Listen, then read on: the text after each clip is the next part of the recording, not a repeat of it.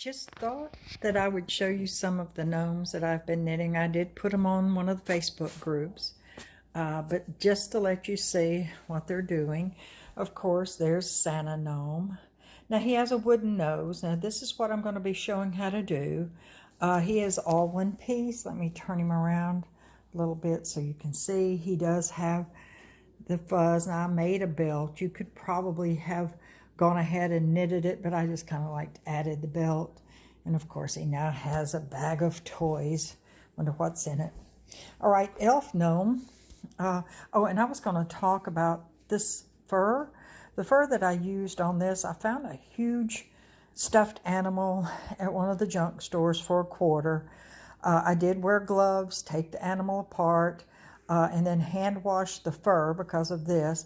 And it does look like it, you know, maybe a little worn, but I think it looks cute. It looks like Santa's beard. All right, this one is my elf. I found a button that I had that looked like, and of course we have, these things can just go wild with whatever. I have him done in a couple of different, I usually always try to put the hair up underneath the hat in the back because I think it looks cuter. I do arms, and I will show how I do those. Felt, whatever color you want. Pipe cleaners in the arms. Again, I used a wooden knob. It's a 1 1/4 inch knob. It's solid. There's a hole in the back and it's flat, and I got those at Hobby Lobby. And I will show you how to do this. I love this little yarn, but I'm sure you can find it. In fact, I think I saw some at Hobby Lobby the other day. This was the very first one I actually made, and I did a knitted nose on him. On this one, I only used 4 rows. I think the next one that I'm going to actually show I'm going to do it with 6 needles instead of 4 needles, and doubled because it did. This fur came from, I was looking at in one of my junk stores, and I found this vest, and excuse me, aging myself here, but it looked like the vest that Sonny wore on the Sonny and Cher I Got You Babe album. But anyway, so I got it, and again, took it apart, hand washed the fur, hung it up to dry. Do not put any of my furs in the dryer because it will melt them, because these are, if you look at the back, synthetic, and it could melt them. This was the first one I made, and when I first made him, I made him solid. In other words, a solid body, and I just decided I didn't like it. So I went back in and made him a pair of pants and a pair of suspenders to match his hat. Be real careful with the glue guns with these guys. Now, I do use a glue gun occasionally, but I'll tell you from experience sake, now his hat is sewn on. So I don't. The nose is glued on with a glue gun, and the beard is glued on with a glue gun. The hands are not, I just glue them together, and then I'll go around and seal them later with the gel, do you hear me? Gel, super glue around the edges to kind of get it to stay together sometimes. Or you can glue it and set something on top of it. But anyway, these are the ones I'm going to show how to make. I'm going to show how to make one. Probably not like any of these because, you know, you got to make something different. Get over there with your brother. And it's funny because they seem like, depending on the yarn, they will be different heights. You can use the same amount of rows, and they just seem like they end up being different heights when you're finished with them. All right, so in video 1, I'm going to show how to basically just knit it. So if you're already experienced in knitting on the Addi, and I'm using the 22 needle Addi, then you won't have to watch. But on the second video, I'm going to show you how I make some of the other things and how I actually put them together. I hope you enjoy it. Thanks. So before we get started knitting, let's look at the yarn and our pattern that we want to use. So let's go over here. All right, Mr. Gnome. Mr. Gnome is a total of 70 rows. That would be from his bottom all the way up to the top of his head. But remember, you're going to cut this basically in half, so I'm going to fold it over, so the grand total would be 35 rows. So you fold it together. So the bottom of him will end up being 12 to 15 rows total, but since I am going to use a variegated on the bottom. It'll be 12 rows, and then I'm going to do fur of 3 rows, which makes it 15. And then the rest of the rest of it, I'm going to do it. Now this would decide whether you wanted to, if you wanted to split it and, you know, repeat everything you do up here, which I don't think is necessary.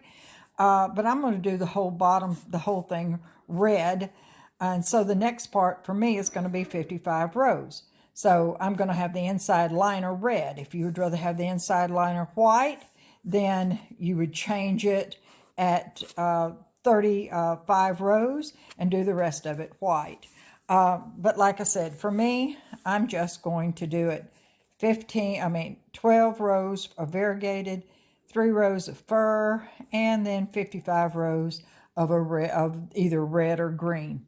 So what yarn am I going to use? This is a cheap yarn. I rewind all my yarns. I'll just tell you like that. I have been knitting too long, and I find that I get the most consistent knitting if I rewind my balls of yarn. So this is in a cake is what it's called. And this is the yarn I'll be using, very inexpensive. And if you look at it, it's kind of thin, which if you know from me knitting before, I don't like kind of thin. So I will be running this big old thing, and you can see how thin this stuff is. I will be running this along with this. And also when I get ready to do the top, because this is, again, very thin. I'm using up leftovers, so I go buy yarn when I've got this. Now, you go buy some that is thicker than this and thicker than this, and you don't have to run anything with it. But again, this is real thin, so I will be running it with that. Slight difference, but I like the slight difference to be variegated. My fur, which is a yarn that I have had for umpteen years, is this right here. Kind of a cottony fur, and this will be what I will be using for the fur to go around the bottom of his top, which will be red. Other things that you're going to need will be felt. I will do felt in either probably black gloves or brown gloves. You'll need 2 long pipe cleaners, but when we get ready to do that, after we've knitted it, I will show you that on video too. All right, so let's get ready to knit. Okay, so let's get ready. All right, I have my variegated, and then I have my single thin red, and I am just going to hook them together real fast, and I'm going to cast on. This is just regular cast on like you always do, in a zigzag manner, not too tight, not too loose, just right. And I'll talk about my yellow needles when we get ready to do the arms and the nose, if you want to do the nose, or you can use a wood one like I have used before. All right, so I'm going to slide this into my holder. I'm going to pull up the little one. The little one is the only one that really needs any tension on it. The other one will be fine without any type of tension. So let's get started, and I'm going to turn forward. And once I get past that, I'm going to, because that first row, the cast on row, does not count. So right now, I want to do basically 12 rows of the variegated. All right, so here we go. Of course, the first time it's going to be, I've cast on a little bit too tight, it looks like. All right, let's get it like that. There we go. All right, so now all we want to do is do 12 rows. And I am standing up, and it never seems like it wants to do like it's supposed to when you're standing up. All right. So let me get to row 12, and I'll come right back. Okay, 11. And I found out why it was squeaking a while ago when I stopped. I had my yarn mixed. Okay, so this is 12. So let's go ahead and clip this. Okay, I'm going to drop those because I need the other red, but I don't need that one. And let's put that right down there.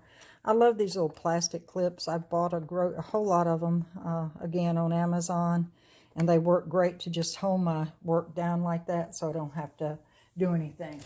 All right, so my next thing is going to be 3 rows of this. So I'm going to put it in. Again, be very careful with, because of this being so fuzzy, I like to run it through the top one. Seems like it wants to get caught down in the bottom of that. So I'm going to hold this slightly, and I'm going to go forward and forward. All right, so this is just 3 rows. Okay, so that's 1, 2,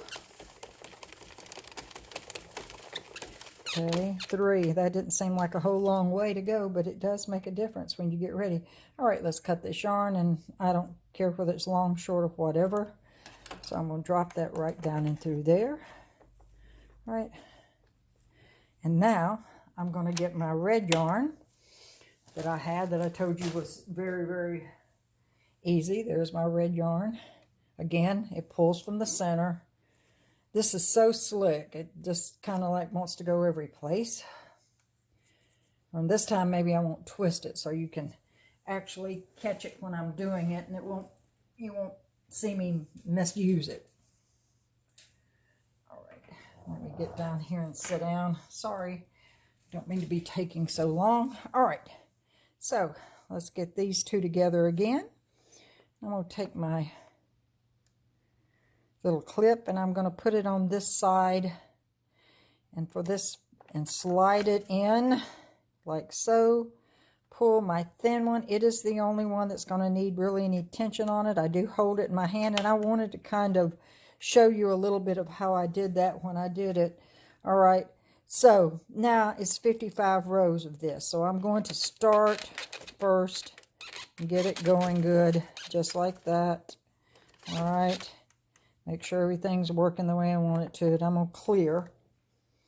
And now, when I do this one, I usually do it further back here, but as I usually hold the thin one kind of in between my fingers pretty tight. You see I don't know if you can see my nail kind of holding on to it, but my nail is kind of holding it when I'm turning so that it's the one that gets the tension. Okay, now I'm doing over the fuzzy, so it does want to make a difference with it. And of course, right now, I got it twisted again. That's the problem of you standing up and not being done with your work sometimes. Let's see if I can get it to go now. Okay. Should, once I get around here good, should be fine. There you go, past the fur. The fur is a little bit, it's not difficult. The machine doesn't mind it. It's just that it feels different. It doesn't have the smooth feeling that it has once you get the right yarn in it. All right, so that's 3 right now, and I'm going to show you, I'm just holding this and this one. The other one I am holding, but I'm not putting any pressure. This is the only one I'm putting pressure on. When you've got something that thin, you need to put a little pressure on it. Not much, just a little.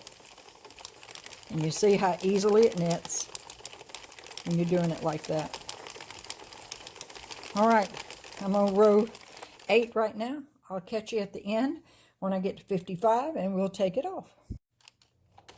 Okay, I'm going up on 55, which is right there. And I'm going to cut my thread, and I'm going to take it off just like I normally do, or just like you would normally do. Again, I'm just going to hold this and go around. And I do not do it as long as a lot of people. Maybe that's the reason why every now and then I drop a stitch. Okay, I always hold my finger there because I'm not good at that either. But you know, if you didn't make mistakes, you wouldn't learn. And I guess I haven't learned from my mistakes because I never turn my tail very long. All right, let me take this off, and we're just going to leave it over to the side, and then we're going to do our arms. Okay, so the flat panel knitting, I'm going to use the beige like what I do for the nose. Now I have already done the 2 arms, but the flat panel knitting is done on 6 needles, even for the nose. So that's what my yellow marks are for. 1, 2, 3, 4, 5, 6 needles. And I'm going to go ahead and just actually cast on like I normally would. You have to do this in multiples of 2. So, in other words, if you're going to do it, you either have to do it in 2, 4, or 6 needles or more, you know, on up till you get to 4 less than whatever you have as far as your diameter. All right, so if you're doing a full flat panel, it has to be 4 less needles than your 22 and 4 less needles than your 46. So anyway, so here's your flat panel here. And I've got to make sure that, if you didn't see me, I made sure that that was underneath the red jut out that is painted yellow right now. And now I'm going to go back. Okay, I do not count that as my first row. I'm going to slightly, that one's going in really great. So there's, I will go to the end where it falls up underneath that. Okay, so that's 1.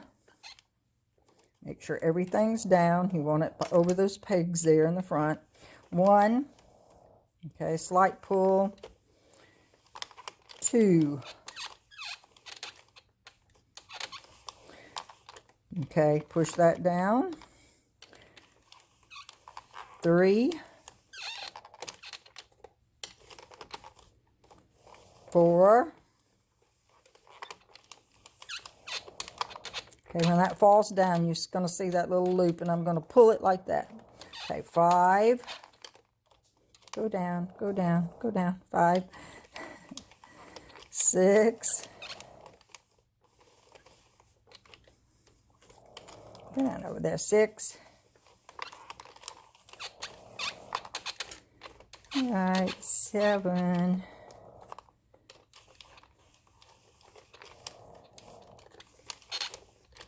I'll move this up just a little bit to give it a little weight. Okay, 8.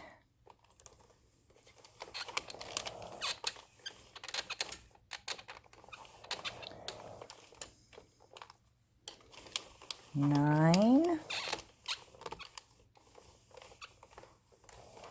10. 11.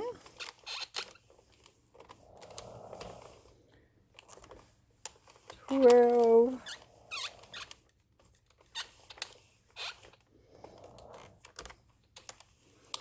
13. And 14. Let me look at that nose. That looks like it's about right. So 14.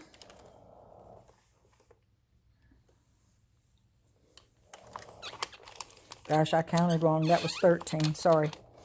And should be 14. I realized I did it when I got to that and I counted one twice. All right, so what I'm saying is that I want my knitting. Sorry, I miscounted until I got ready. I want my needles to be on this side. When I get ready to take off a flat panel, I want it to be on the left side of the machine, just like you would do if you were getting ready to take off normally. So I'm going to cut my yarn way over here, and then I'm going to go forward, take this out, and I'm going to move forward. Okay, just like so. Okay, so everything is on the pins. Now, of course, in real life, I would go all the way over to the other side so I don't have to stretch every place. And the only difference is I'm going to start from where the yarn is actually coming out of this, coming out from where my scrap yarn or my end piece is coming out. So I will pick up 1, 2, 3, 4, 5, and 6. All right. So that's it for it. Now all we have to do is make our hat. And then after we make our hat, then the assembly will be ready and we'll be able to actually go on. But there's what your nose will end up being if you use the knitted nose. Now again, you could use the ball, but I thought I would show you how to do it on a flat, so that now all you have to do is fold it in half and just gather around it and sew, and you've got yourself a nose. All right, I'll see you next on the hat.